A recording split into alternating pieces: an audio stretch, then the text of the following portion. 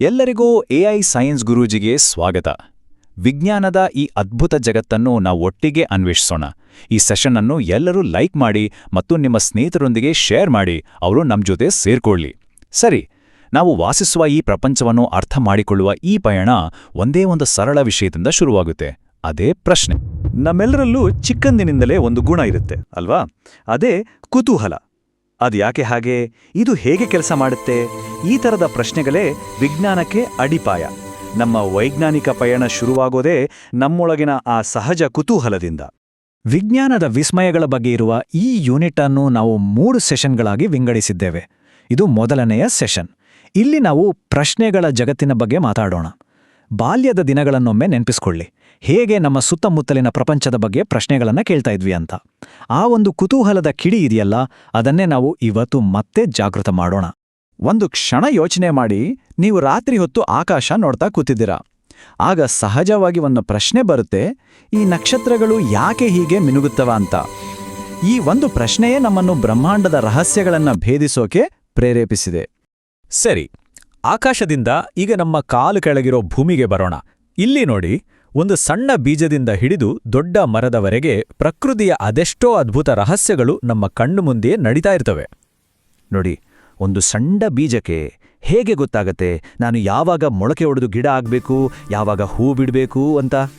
ನಿಜಕ್ಕೂ ಅದ್ಭುತ ಅಲ್ವಾ? ಈ ಪ್ರಶ್ನೆ ನಮ್ಮನ್ನು ಜೀವದ ಮೂಲ ಪ್ರಕ್ರಿಯೆಗಳ ಬಗ್ಗೆ ಯೋಚಿಸುವಂತೆ ಮಾಡುತ್ತೆ. ಸೊ, ನಾವು ಹೀಗೆ ಪ್ರಶ್ನೆಗಳನ್ನ ಕೇಳ್ತೀವಲ್ಲ, ನಮ್ಮ ಸುತ್ತಮುತ್ತ ಇರೋದನ್ನ ಅರ್ಥ ಮಾಡ್ಕೊಳ್ಳಕ್ಕೆ ಪ್ರಯತ್ನಿಸ್ತೀವಲ್ಲ, ಇದಕ್ಕೆ ನಾವು ವಿಜ್ಞಾನ ಅಂತ ಕರೆಯೋದು. ಹಾಗಾದ್ರೆ ವಿಜ್ಞಾನ ಅಂದ್ರೆ ನಿಖರವಾಗಿ ಏನು ಅಂತ ನೋಡೋಣ ಬನ್ನಿ. ತುಂಬಾ ಸಿಂಪಲ್. ವಿಜ್ಞಾನ ಅಂದ್ರೆ ನಾವು ವಾಸಿಸೋ ಈ ಜಗತ್ತನ್ನ ಗಮನಿಸೋದು, ಪ್ರಶ್ನೆಗಳನ್ನ ಕೇಳೋದು ಮತ್ತು ವಸ್ತುಗಳು ಹೇಗೆ ಕೆಲಸ ಮಾಡುತ್ತವೆ ಅಂತ ಅರ್ಥ ಮಾಡ್ಕೊಳ್ಳೋದು. ಇದೊಂದು ರೀತಿಯಲ್ಲಿ ಒಂದು ದೊಡ್ಡ ಅಡ್ವೆಂಚರ್ ಇದ್ದಾಗೆ. ಮತ್ತು ಈ ಅಡ್ವೆಂಚರ್ನ ಡ್ರೈವಿಂಗ್ ಫೋರ್ಸ್ ಯಾವುದು ಗೊತ್ತಾ? ಬೇರೇನೂ ಅಲ್ಲ, ನಮ್ಮ ಕುತೂಹಲ. ನಮ್ಮ ಮನಸ್ಸಲ್ಲಿ ಬರೋ ಯಾಕೆ ಮತ್ತು ಹೇಗೆ ಅನ್ನೋ ಪ್ರಶ್ನೆಗಳೇ ಈ ಸಾಹಸಕ್ಕೆ ಇಂಧನ.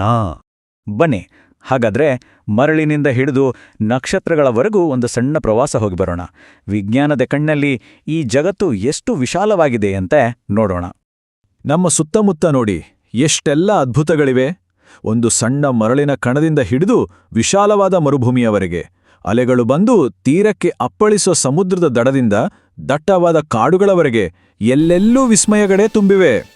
ಅಷ್ಟೇ ಅಲ್ಲ, ಸಮುದ್ರದ ಆಳದಲ್ಲಿರೋ ಜೀವಿಗಳಿಂದ ಹಿಡಿದು ಕೋಟ್ಯಾಂತರ ಜ್ಯೋತಿರ್ವರ್ಷ ದೂರದಲ್ಲಿರೋ ಗ್ಯಾಲಕ್ಸಿಗಳವರೆಗೂ ನಮ್ಮ ಜ್ಞಾನದ ಹುಡುಕಾಟ ನಿರಂತರವಾಗಿ ನಡೀತಾನೇ ಇದೆ. ಓಕೆ, ಈ ಬ್ರಹ್ಮಾಂಡದ ದೊಡ್ಡ ದೊಡ್ಡ ವಿಷಯಗಳನ್ನೆಲ್ಲ ನೋಡಿದ್ವಿ. ಈಗ ಇದೇ ವಿಜ್ಞಾನ ನಮ್ಮ ದಿನನಿತ್ಯದ ಜೀವನದಲ್ಲಿ ಎಲ್ಲಿದೆ ಅಂತ ನೋಡೋಣ. ವಿಜ್ಞಾನ ಅನ್ನೋದು ಎಲ್ಲೋ ಲ್ಯಾಬ್ನಲ್ಲಿ ಅಥವಾ ಟೆಲಿಸ್ಕೋಪ್ನಲ್ಲಿ ಮಾತ್ರ ಇರೋದಲ್ಲ. ಅದು ನಮ್ಮ ಸುತ್ತಮುತ್ತ ನಾವು ಅನ್ಕೊಳ್ಳದ ತುಂಬಾನೇ ಪರಿಚಿತವಾದ ಜಾಗಗಳಲ್ಲೂ ಇದೆ. ಹೌದು, ದೊಡ್ಡ ದೊಡ್ಡ ಸಂಶೋಧನೆಗಳು ಎಲ್ಲೆಲ್ಲಿಂದ ಬೇಕಾದ್ರೂ ಶುರುವಾಗಬಹುದು. ಉದಾಹರಣೆಗೆ ನಮ್ಮ ಮನೆಯ ಅಡಿಗೆ ಮನೆ, ಆಟದ ಮೈದಾನ ಅಥವಾ ನಮ್ಮ ಮನೆಯಿಂದಿರೋ ತೋಟದಿಂದಲೂ ಕೂಡ. ಅಡಿಗೆ ಮನೆ ಕಥೆ ತೆಗೆದುಕೊಳ್ಳಿ. ನಾವು ದಿನ ಬಳಸೋ ಪ್ರೆಷರ್ ಕುಕ್ಕರ್ ಇದೆಯಲ್ಲ, ಅದು ಒತ್ತಡ ಮತ್ತು ಉಷ್ಣತೆಯ ಸರಳ ವೈಜ್ಞಾನಿಕ ತತ್ವಗಳ ಮೇಲೆ ಕೆಲಸ ಮಾಡುತ್ತೆ.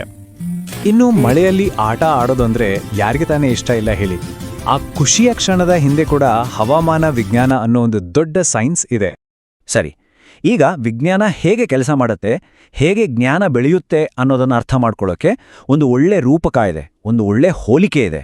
ಅದೇನಂದ್ರೆ, ವಿಜ್ಞಾನ ಅನ್ನೋದು ಒಂದು ದೊಡ್ಡ ಎಂದಿಗೂ ಮುಗಿಯದ ಪಝಲ್ ಇದ್ದ ಹಾಗೆ. ಹೇಗೆ ಅಂದ್ರೆ ನೋಡಿ, ನಮಗೆ ಸಿಗೋ ಪ್ರತಿಯೊಂದು ಹೊಸ ಸಂಶೋಧನೆ ಆ ಪಝಲ್ಗೆ ಸೇರಿಸೋ ಒಂದು ಹೊಸ ತುಣುಕು ಇದ್ದ ಹಾಗೆ. ಒಂದು ತುಣುಕು ಸಿಕ್ಕಿದಾಗ, ಹಾಗಾದ್ರೆ ಮುಂದಿನ ತುಣುಕು ಹೇಗಿರಬಹುದು ಅಂತ ಹೊಸ ಪ್ರಶ್ನೆಗಳು ಹುಟ್ಕೊಳ್ತವೆ. ಕೆಲವೊಮ್ಮೆ ನಾವೊಂದು ತುಣುಕನ್ನ ತಪ್ಪು ಜಾಗದಲ್ಲಿ ಇಟ್ಟಿದ್ದೀವಿ ಅಂತ ಗೊತ್ತಾಗತ್ತೆ, ಆಗ ಅದನ್ನ ಸರಿಪಡಿಸ್ತೀವಿ. ಅದೇ ರೀತಿ ಹೊಸ ವಿಷಯಗಳು ಗೊತ್ತಾದಾಗ ಪ್ರಪಂಚದ ಬಗ್ಗೆ ನಮ್ಮ ಹಳೆಯ ತಿಳುವಳಿಕೆ ಬದಲಾಗಬಹುದು. ಹಾಗಾದ್ರೆ ಯೋಚನೆ ಮಾಡಿ ನೋಡಿ, ನಾಳೆ ನಾವು ಯಾವ ಹೊಸ ಪ್ರಶ್ನೆಗಳನ್ನ ಕೇಳಬಹುದು? ಅನ್ವೇಷಣೆಯ ಭವಿಷ್ಯ ನಮ್ಮೆಲ್ಲರ ಕುತೂಹಲದ ಕೈಯಲ್ಲೇ ಇದೆ. ಇದು ನಮ್ಮ ಈ ಪಯಣದ ಆರಂಭವಷ್ಟೇ. ಈ ಯೂನಿಟ್ನ ಮುಂದಿನ 2 ಮತ್ತು 3ನೇ ಸೆಷನ್ಗಳಲ್ಲಿ ನಾವು ಇನ್ನಷ್ಟು ವಿಷಯಗಳನ್ನ ತಿಳಿದುಕೊಳ್ಳೋಣ. ಇವತ್ತಿನ ಸೆಷನ್ ಬಗ್ಗೆ ನಿಮಗೆ ಏನಾದರೂ ಡೌಟ್ಸ್ ಇದ್ರೆ ದಯವಿಟ್ಟು ಕೆಳಗೆ ಕಾಮೆಂಟ್ ಮಾಡಿ. ಮುಂದಿನ ಸೆಷನ್ನಲ್ಲಿ ಸಿಗೋಣ.